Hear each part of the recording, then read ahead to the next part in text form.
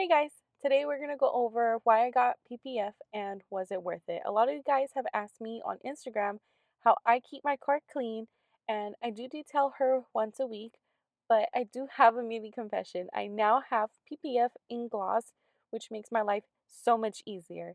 Now I have a second confession, and that is the reason why my Hellcat has been debadged for a while now. So for some context, PPF is paint protection film. It usually comes in gloss or matte vinyl, which literally protects the paint from swell marks and helps reduce the impact of chips and discoloration. So why did I get PPF? And I tried to prolong getting it because it is expensive, but then again, nothing about the Hellcat is cheap. So considering how frequent I detail her, I started to see some swell marks. And side note, the amount of water that the Challenger holds is ridiculous. Also, I do not want to see any watermarks on my baby. So I had to look at PPF as a form of investment. Now, what exactly did I get? I got Expel Fusion in gloss, which is self-healing, hydrophobic, and I got my baby fully wrapped. So let's take this conversation outside and hear more about the pros and cons. A little change in scenery so that way you guys can see the difference. So some of the cons of getting PPF is one, it's going to be pricey. It's not a couple $100, it's a couple grand, especially if you're going to fully wrap versus partially wrapped. Another thing you really need to do is you have to do your research. You have to look at the shops in your area and you need to benchmark the pricing.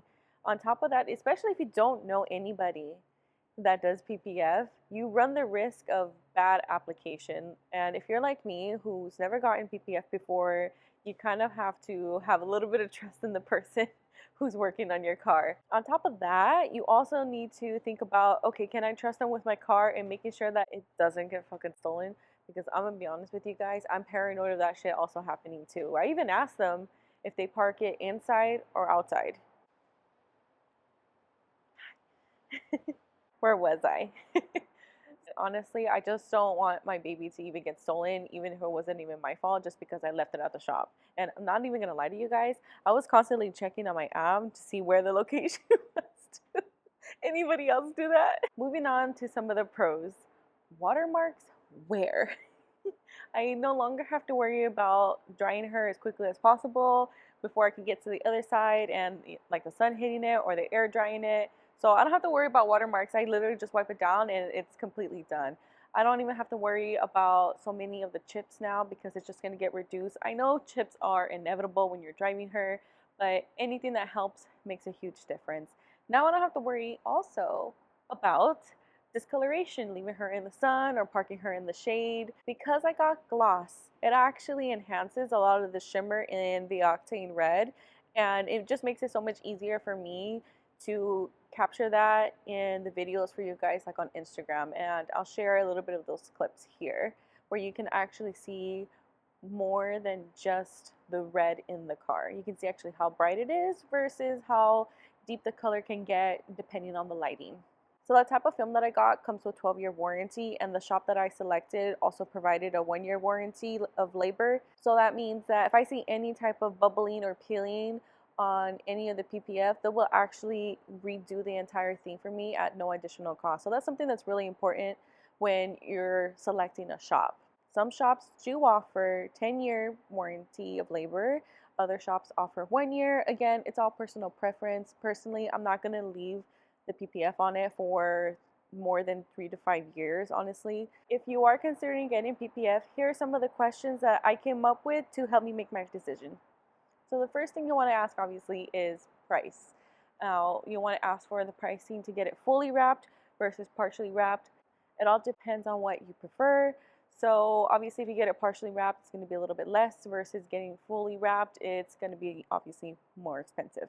Now the reason why I did not want to get partially wrapped was because I was afraid of the discoloration of the piece that is wrapped versus the piece that kind of is left out to the elements. Second thing that I wanted to know was how long is it going to take to do the work. So because I film on the weekends for Instagram and now YouTube, I needed to know that I get my car back on Friday. Second thing I wanted to know was how long were they going to take? Were they going to take a couple days, a couple weeks? Again, that also ties into like the risk of trusting your car with somebody else. Third thing I wanted to know was how far out in their calendar are they to book me? Some places have a couple months, some of them have a couple weeks. That's something that I wanted to consider because that kind of ties into my schedule, and I wanted to make sure I had enough content for you guys ahead of time. Now, probably the most important thing you also need to know is what type of film is being used. They're going to offer you a couple different tiers there, and it depends on what you're looking for, your type of budget, and what you really need out of it. So, for example, for me, I really wanted something that was going to be self-healing, hydrophobic. I did want a glass over the mat just because I knew if I got matte, it was going to change the color of the paint, and that's something that I didn't want to I didn't want to go with. You also want to know if it's self-healing. So it's important to ask that. And what self-healing really does is, for example, if you hit the car with something, now keep in mind it's not like it's damaging the car, it's just kind of surface level. The film will actually mold itself back out with some heat, and you don't have to worry about it. You can even just leave it in the sun, honestly, and it looks like nothing happened to the car. Next thing you want to ask is, how is the car prepped? Do they wash the car? Do they decontaminate the car? And do they also buff out the swell marks that are currently existing? A good shop will include all of this in their pricing. And I say that because one shop actually gave me the advice that if another shop gives you that as like a separate charge, yeah, they're just trying to get extra money out of you guys. So I just wanted to pass that information on to you. Now, they may or may not tell you what the shop warranty is or the film warranty is. That was just something that I just took into consideration, but it wasn't like ultimately my deal breaker. The next thing you want to ask is if they remove the trim to tuck in the vinyl.